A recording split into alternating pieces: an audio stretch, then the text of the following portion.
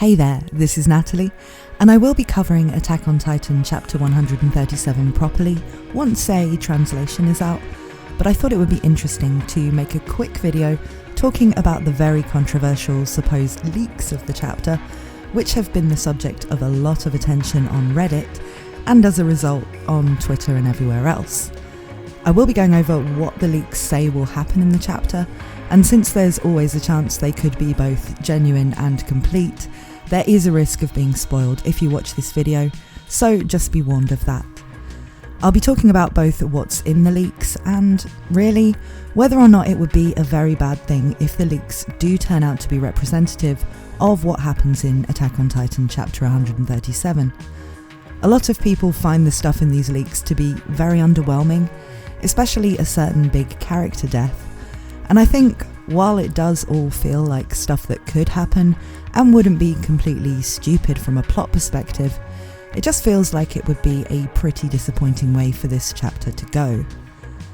Just quickly before I get into the leaks, please consider subscribing if you want to see more anime, manga and light novel analysis type stuff, including coverage of the Attack on Titan manga and of season 4, as well as of other series including ReZero. I upload new content most days, and it really helps me out if you subscribe, so please click the button below if you enjoy this type of content.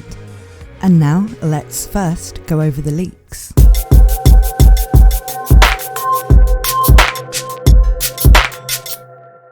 These leaks were first posted by Reddit user SleepyHo, and so first, let's look at what they're reporting to be in chapter 137. So first we have that Armin and Zeke talk about the meaning of life in the path. Zeke thinks the purpose of men being born into this world is to simply live, mate, reproduce and die. But Armin picks up a leaf, which represents the memory of Eren, Mikasa and Armin's childhood, claiming that memories like this do not do any good to reproduction, yet they're not meaningless. The leaf, which Zeke sees as a baseball from his point of view, also brings up the memory of the catchball game he played with Kushava and Eren. Indeed, these memories do not benefit reproduction, but he would rather keep playing catch-ball. Meanwhile, many of the deceased appear in the background. Porco, Ymir from the 104th Training Corps, Grisha, Kushava, Bertholt, Marcel, etc., with the founding Ymir standing aside them. Both Zeke and Armin ask them for help. Outside the path, Annie and Reiner are ganged up on by Titans and in grave danger. Then Bertholt assists Annie and the Galliard brothers assist Reiner. The Alliance is surprised by the previous Titans helping them, with Kushava being a sheep beast Titan. On the other side, Gabi snipes the Okapi Titan and gets it in the eye, where Mikasa ends it with a finishing blow, saving Armin from its mouth. Zeke agrees to sacrifice himself to stop the rumbling, so he emerges from the founding Titan and waves to Levi, commenting on what a beautiful day it is to die, before getting decapitated by his arch-nemesis. This stops the rumbling. Jean rushes to the head of the founding Titan and pushes the detonator, blowing off the Titan's head from its spine. The spine part of the attack Titan tries to attach back to the head, but to no avail due to Reiner's resistance.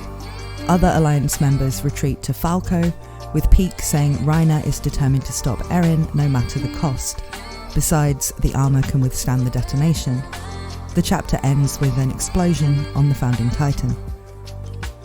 Now, there are some raw images going around that do tie in with this being what happens, and I don't really want to go into how much credibility the leaks may or may not have, or why we should or shouldn't believe them, when we're pretty close to getting the answer in the form of the chapter itself anyway.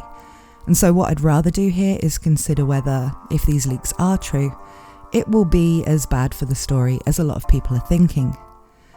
It is the third to last chapter, and so it would be expected that some big things would happen, and some resolutions would be reached, which this does achieve, even if it feels a bit anticlimactic for, well, a climax to this huge battle.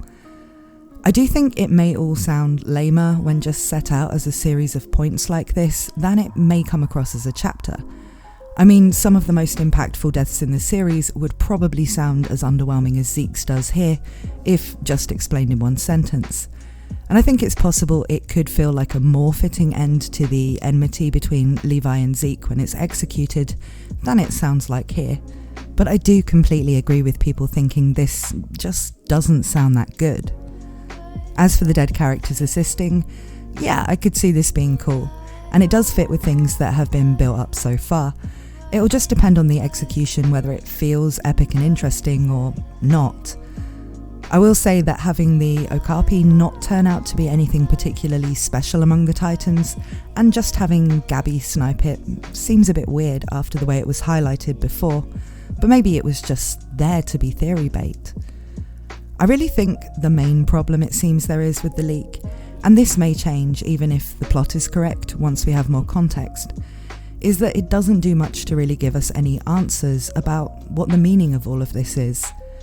Sure, we get Armin and Zeke pontificating about what the purpose of life is, but none of this really explains where Eren stands, what future there could be, or what anybody even really wants here. When it comes down to defeating the Founder, the stuff that happens here does make sense, but it's the lack of bigger meaning that it really gives to any of what's happening in this final arc that I think makes it feel unsatisfying. What was Eren trying to achieve? Why did any of this need to happen? And how is this world supposed to change as a result of the whole story? These are the type of answers we were expecting to start to see in this chapter, and the leaks made it feel more like, well, just some stuff that happened. Again, this may well be as a result of reading a dry list of events, as opposed to experiencing the story properly, but there's not really much here to inspire any kind of big response, and I think that's the issue people are having with it.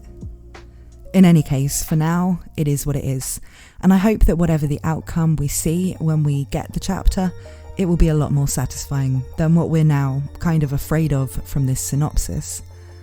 Let me know what you think in the comments, and once again, please consider subscribing and ringing the bell if you want to be notified when my videos about both Chapter 137 and the next episode of Attack on Titan Season 4 are up.